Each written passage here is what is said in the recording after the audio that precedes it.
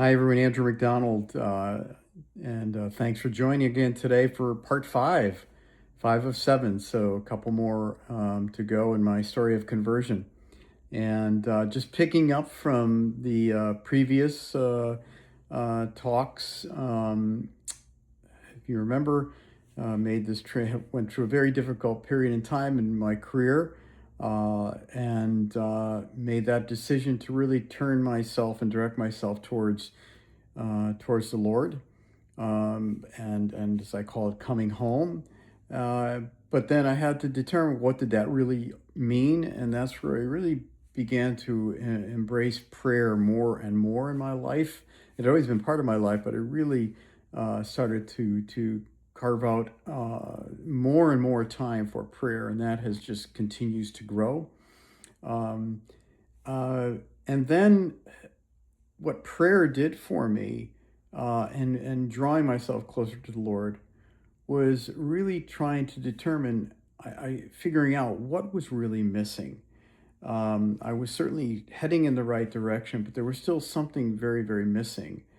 And it was through prayer and reflection and just thinking about, life and where I was trying to get to, that I recognized that what was missing was purpose. And it's interesting because, one of the things that I was always raised with for my mother and father was, uh, if you're going to do something in life, whatever you do, try to do something positive and make a difference, make a positive impact. And so through all of this, I recognized that I really needed uh, to be in a place of purpose. And I think you can find purpose in whatever you do, but I was looking for something more. And through a lot of thought and reflection, and this was not over a week or two, this was over, several months, if not more. I decided that I was going to change my direction. Had been in business in the technology sector, and I was going to shift to education. And why education? Well, first, and I got to thank my father for that. He raised me, that really stressing the importance of education, and that has always stayed with me, and I have him to thank for providing that to me. And the other thing was I recognized that I love to learn. And anytime I'm reading, it's always for purpose of learning. And so with those two together, I made a decision to transition my career to education. Now that transition was not an easy transition. I had to, if you will, take one step back to take two forwards because I hadn't a lot of background in the field of education, and so I had a lot of learning to do, and so I decided to immerse myself in education. But one thing I recognized once I had arrived and gotten my first job in education with a ed tech company, um, running their international businesses, was that I had found something that I really had a passion for. And as I mentioned, I just immersed myself in the field of education, learning about education. I was surrounded by educators. I was in the primary, secondary field, or K-12, and just, was surrounded by so many wonderful educators, and who I have the utmost respect for. And I'll talk a little bit about that because that's really a lot of where my focus was in education.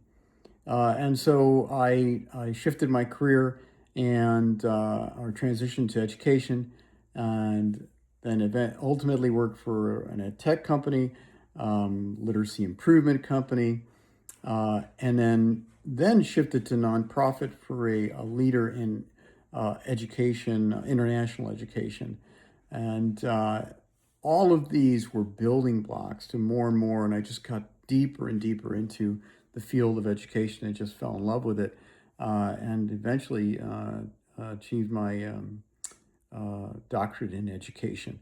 And coming back to the teachers, my thesis was on, our dissertation was on teacher leadership. So my career was back on track, and moving forward, and my faith was growing as well. But there was a big difference, big difference. The gap was widening. And what do I mean by that? Well, as I immersed myself in education and back into my career, I was traveling all over the world, lots of responsibility, and a staff that was around the world and global, and it required just more and more time, and the noise of life just grew and grew. My family was growing as well, so a lot there, of course. Um, but prayer, although growing and faith growing, I was really finding it difficult to focus as deeply as I wanted to and needed to. And I could feel that. I could feel that growing. I was very pleased that I was growing deeper in my faith, but it was not growing fast enough. And as I said, the gap was widening because the areas of education that I was in were not faith based organization whatsoever, and so the two never could come together, and that frustrated me. Now, with education such a passion, I'm always reading and always looking for more to read. And philosophy is another area that the intersection of education and philosophy, which are quite strong. I came across a book about the major thinkers in education at the time. And I thought, oh, this is going to be great.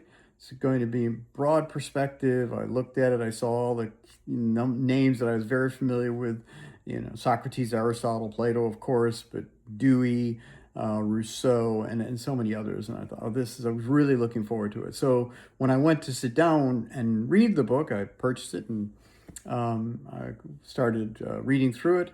And one or two chapters in comes a chapter on Jesus of Nazareth. And then it was followed by St. Augustine. It was a real major occurrence, if you will, because I never made that connection. And this allowed me to make the connection between my faith and my work, my passion. And that changed everything. I began to read significantly, looking for anything about, especially history of the early church. I wanted to know the whole underpinnings. I wanted to know the whole story, and continue to read more and more, and still continue to do that, and read more and more. And so my two worlds, if you will, my work world, or my passion of education, and my faith, were able to come together, and I really pursued that, and knew that this is really where I needed to go. So of course I continued to read and immerse myself into this, but it was not just education. Of course, it was more and more, if you will, theology that I was looking and reading, and as always, scripture has always been part of my, not always, but for quite some time now, been part of my daily reading, and in this process, I just felt the Lord was taking me somewhere, and there was something there, and I kept thinking to myself, I know there's something here. There's something that's really meant for me to be doing or looking at, and so reading scripture as I did daily. One day, and I was actually sitting right in this chair here. Part of the scripture reading was Mark 12:30, where Jesus talks about the greatest commandment, um, and loving God with your heart, soul, mind, and strength. And that I remember the feeling I had, and just almost like my head just dropping and saying, "Oh, how did I miss this?" I've read this a number of times, and heard homilies on it a number of times, but it never really hit me as it did there. I immediately went to Deuteronomy 6:5, um, And then, of course, Luke and Matthew also reference this. And then I knew where I needed to go. And what was really the turn here was that all along I had finally found purpose in education and helping the world make the world a better place. But within all of that, my purpose was all about me. And what I realized now was that had to change, that it had to be all about God. And that's what Heart, Soul, Mind, and Strength is all about. And that was what my life has been about since then, which is just about 3 or 4 years ago. So a lot happened since then, which I'll talk about in a future video. But another aspect of this, which I'll get into next week, was, okay, great. Now I know where to go. I know this is my purpose. But what does that really mean? And what needs to change in my life for that? And that's what I'll talk about next week with the theme of learning to serve. So for now, God bless, heart, soul, mind, and strength at all. Please join the journey. You can find me on social media, Substack, so on and so forth. I put the links in the descriptions. And let's share this journey together. Thanks for listening.